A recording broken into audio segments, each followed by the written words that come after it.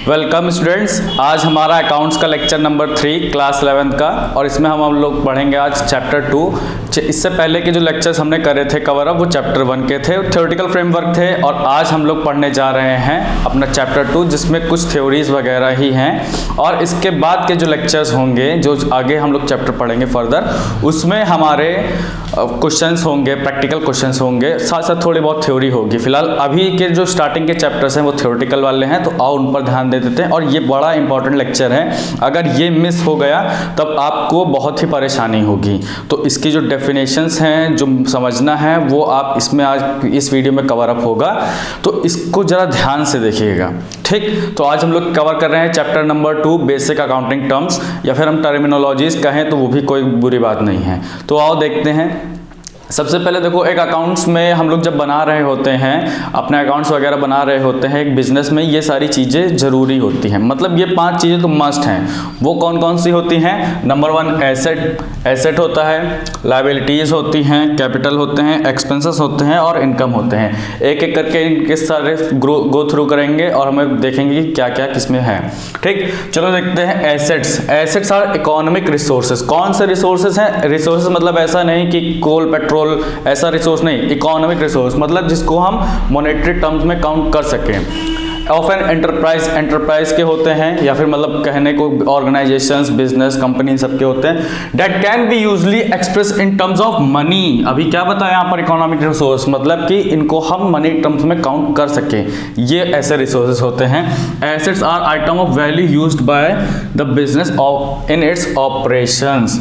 ये एसेट को हम यूज़ करते हैं, कहाँ यूज़ करते हैं? अपने बिजनेस में। किस चीज़ों के लिए? अपने ऑपरेशंस के लिए। ऑपरेशंस मतलब ये डॉक्टर वाला नहीं, चीर फाड़ वाला ऑपरेशन यहाँ पर हो गए, जो हम बिजनेस में डे टू डे एक्टिविटीज़ करते हैं, उन्हें हम कहते हैं operations, okay. Next, liabilities are obligations. अच्छा, ऑब्लिगेशन मतलब क्या होता है? ऑब्लिगेशंस मतलब होता है आपके ऊपर एक जिम्मेदारी आ जाती है, जिसके लिए आप लायबल हो, आपको मजबूर करना पड़ेगा ही करेगा। अब liabilities are obligation that an enterprise has to pay some time in the future. क्या है? ऑब्लिगेशंस है किस चीज का? कुछ पे करने का, कुछ अमाउंट पे करने का। कब? अभी नहीं, फ्यूचर में। अभी नहीं पे करना है, फ्यूचर में।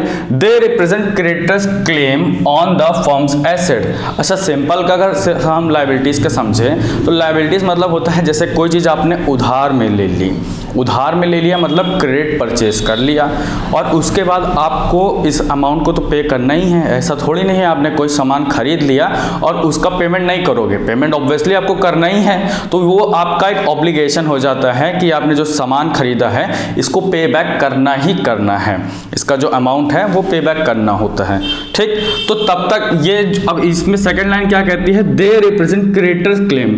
जो क्रेडिटर जिससे हमने माल खरीदा, हमने सामान खरीदा है, उसका क्लेम है ऑन फर्म्स एसेट। हमने कोई एसेट खरीदा होगा, मान लेते हैं एक मशीनरी खरीदी है 50,000 रुपए की, एक्स नाम के बंदे से खरीदी है और उसको पेमेंट नहीं करा है, तो एक्स को हम अपनी बुक में लिखेंगे कि एक्स हमारा क्या है?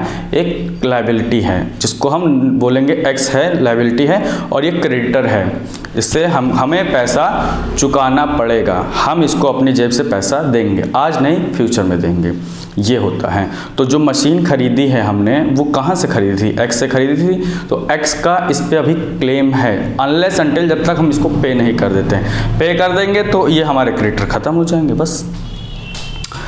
Capital is the amount spent in the company by the proprietor, ठीक। अच्छा, कैपिटल क्या होता है? अमाउंट जो कंपनी में लगाया जाता है, किसके द्वारा? प्रोप्राइटर। अब ये ना बोलना प्रोप्राइटर मतलब क्या होता है? प्रोप्राइटर मतलब अगर अब नहीं पता है, प्रोप्राइटर मतलब होता है मालिक, इसको हम ओनर बोलते हैं, पार्टनर्स बोलते हैं। अगर जैसे एक सिंगल है बंदा ओनर, तो उसको हम प्रोप्राइटर बोलेंगे। अगर यहाँ पर और बंदे हैं तो साथ में अगर काम कर रहे हैं तो उन सब ने पैसा लगाया होगा, उन सब ने कैपिटल लगाई होगी, तो उनको हम बोलेंगे पार्टनर्स बोलेंगे। तो प्रोप्राइटर, ओनर, पार्टनर अगर हैं तो तो वो सब ने अगर पैसा लगाया होगा या फिर कैपिटल लगाई होगी वो। It may be in the form of money और मनी वर्दी प्रॉपर्टीज। ये किस रूप में हो सकती है? मनी के रूप में हो सकती है, जैसे कि किसी ने 50,000 रुपये दे दिया और कैपिटल लगा दी, यानी उसने 50,000 रुपये कैश में कैपिटल लगा दी। पर किसी ने कहा कि मेरे पास कैश ज़्यादा नहीं है पर मेरे पास ऑफिस पर्पज़ के लिए एक कमरा खाली है, या फिर मेरे पास मशीन है, मेरे पास फर्नीचर है, तो मैं 20,000 रुपये कैश में दे रहा हूँ और 30,000 रुपये का मैं फर्नीचर दे रहा हूँ। तो ये क्या हुआ कि जो मनी वर्दी प्रॉपर्टीज़ हैं जिनको हम मनी यानी मॉनेटरी टर्म्स में काउंट कर सकें, उसको अगर लगा दे रहे हो बिजनेस में, वो भी कैपिटल है। या फिर आपने कैश लगा दिया, वो भी कैपिटल है। तो कैपिटल क्या होता है कि इसमें आपको जो कुछ भी आपने बिजनेस में लगा दिया वही है। अगर हम कैपिटल की सिंपल सी डेफिनेशन समझें तो आपको डेफिनेशन सुनते ही समझ में आ जाएगा। Capital is anything which is invested in business. Capital क्या है? वो हर एक चीज़ जो आपने बिजनेस में लगाई, वो कैश में भी लगा सकते हैं, वो काइंड में भी लगा सकते हैं। काइंड इन द सेंस कि आपने कोई मशीन लगा दिया, कोई फर्नीचर लगा दिया, या फिर अपना ही घर का एक कमरा आपने दे दिया कि चलो इसको आपने बिजनेस प्रीमाइसेस के लिए यूज़ कर लिया, तो ये चीज़ होती है। कैपिटल कुछ भी आप बिजनेस में लगा दो, कैश में भी हो सकती है और काइंड में भी हो सकती है।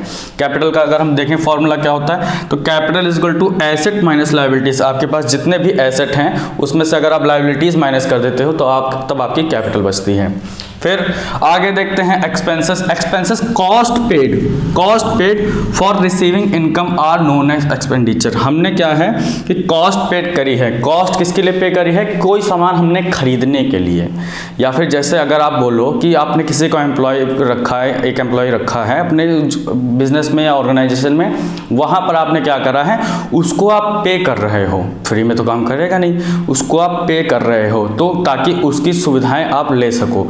अगर आप उसको पे नहीं करोगे, वो आपको क्यों अपनी सुविधाएं देगा, अपनी सर्विसेज क्यों देगा? वो जो जिस काम के लिए आपने उसको रखा हुआ है, वो कोई इसका काम है, वो फिर क्या मतलब क्यों करेगा काम फ्री में? ये भी सोचो ना। तो आपने उसका कॉस्ट पे करा है ताकि उसकी सर्विसेज का यूज़ करके आप फर्दर इनकम जनरेट करो। इस तरीके से ये होते हैं, एक्सपेंसेस होते हैं। इनकम क्या होती है? Income is considered the excess मतलब ज़्यादा हो जाना over of revenue over the expenditure. मान लेते हैं कि आपने सेल करी है, सेल करने के दौरान जो भी आपका प्रॉफिट आया है वो प्रॉफिट, वो इनकम नहीं कहलाएगा, वो रेवेन्यू कहलाएगा। रेवेन्यू में क्या होते हैं कि हमने जो खर्चे करे हैं उसको हम काउंट नहीं करते हैं। अगर जैसे आपने मान लेते हैं कि 10,000 रुपये की सेल करी और 10,000 रुपये की सेल करने के बाद आप उसमें देखें कि 2-3 हज़ार रुपये आपका भाड़ा लग गया, किराया लग गया, ये सब चीज़ों में लग गया, तो नेट सेल कितनी हुई? नेट सेल 7,000 की। 3,000 रुपये आपने खर्चे कर दिए सेल करने के दौरान, या फिर कुछ भी प्रोडक्ट बनाने के दौरान 3,000 रुपये आपके खर्चे हो गए, और आपने 10,000 की सेल करी, तो 3,000 के खर्चे 10,000 की सेल दोनों को माइनस करो तो नेट कितनी इनकम जनरेट हुई? 7,000। तो वो होगी आपकी इनकम, ये होती है। ठीक, अगर इसको हम शॉर्ट समरी, इसका फॉर्मूला क्या होता है? इसका होता है income is equal to revenue minus expenses. Revenue आपकी ज़्यादा, एक्सपेंस आपके कम, और वो जो बच गया तो वही हो गई इनकम। अगर इसको मैं शॉर्ट में सबको एक बार मैं एक्सप्लेन करूं क्या क्या होता है, कि आपको समझने के लिए अगर मैं बताऊं कि क्या क्या होता है, तो देखो एसेट क्या होता है? एसेट वो एक चीज़ होती है जो आपको पैसा कमा कर दे। जैसे कि अगर आपने मशीन लगा ली है तो मशीन से क्या होगा, आज नहीं तो कल इस वजह से आप प्रोडक्शन करोगे, प्रोडक्शन करके बेचोगे, तो मशीन क्या करके घुमा फिरा के इनडायरेक्टली आपको पैसा कमा के दे रही है। ठीक, उसी तरीके से लायबिलिटीज़ क्या होती है? ये ऑब्लिगेशंस होते हैं जो आज आपने किसी से सामान उधार ले लिया और उसके बाद इसको आपने पे नहीं करा, तो फ्यूचर में वो आपको पे करना पड़ेगा, आज नहीं तो कल इसको पे करना पड़ेगा। या फिर आपने किसी से, जैसे आपने सैलरी क्या करा, किसी को एम्प्लॉय रखा है और उस एम्प्लॉय को आपने पेमेंट नहीं करी, उसने आया सर मैम ये इस महीने की सैलरी दे दो, आपने कहा नहीं अगले बार ले लेना। या फिर आपने जो बिज़नेस आपका जहाँ पर है वो रेंटेड प्लेस है और वहाँ पर मकान मालिक आया तो बोला कि इस महीने का रेंट, तो आपने बोला अगले महीने ले लेना, तो एक महीने आपने नहीं दिया और अगले महीने आप 2 महीने का दोगे। क्यों? क्योंकि आपका पिछले महीने का ऑब्लिगेशन अभी बाकी है, पिछले महीने का नहीं दिया है, सैलरी पिछले महीने के रेंट नहीं दिया है, तो आपके ऊपर एक बोझ बन जाता है, दायित्व बन जाता है, तो वो होते हैं लायबिलिटीज़ हो जाती हैं। कैपिटल क्या है? अभी बताया, capital is anything which is invested in business. Capital वो हर एक चीज़ जो आपने बिजनेस में लगाई है। एक्सपेंसेस क्या होते हैं? जो आपने खर्चे करे हैं वो खर्चे, अच्छा देखो वो खर्चे हम काउंट करेंगे जो बिजनेस से रिलेटेड हैं। पर्सनल खर्च खर्चे से कोई मतलब नहीं है हमारा, जो बिजनेस से रिलेटेड खर्चे हैं उन्हीं को काउंट करेंगे। फिर इनकम वो कौन सी जो बिजनेस से रिलेटेड इनकम हो रही हो, आपकी जो पर्सनल इनकम होगी उनको नहीं काउंट करेंगे। ये जो हम बिजनेस में डेली ऑपरेशंस कर रहे हैं उनसे रिलेटेड जो इनकम हुई है उन्हीं को हम अपना इनकम काउंट करेंगे और उन्हीं को रिकॉर्ड करेंगे। तो ये कुछ थी बेसिक सी अकाउंटिंग टर्मिनोलॉजीज, इसको ध्यान में रखते हैं और फिर अगला नेक्स्ट टॉपिक शुरू करते हैं। पहले मैं इसको रफ कर देता हूँ और आप लोग तब तक नोट कर सकते हैं या फिर एक स्क्रीनशॉट ले लीजिए। आई गेस स्क्रीनशॉट आपने ले लिया होगा और फिर इसके बाद अगला टॉपिक शुरू करते हैं। Let's move ahead.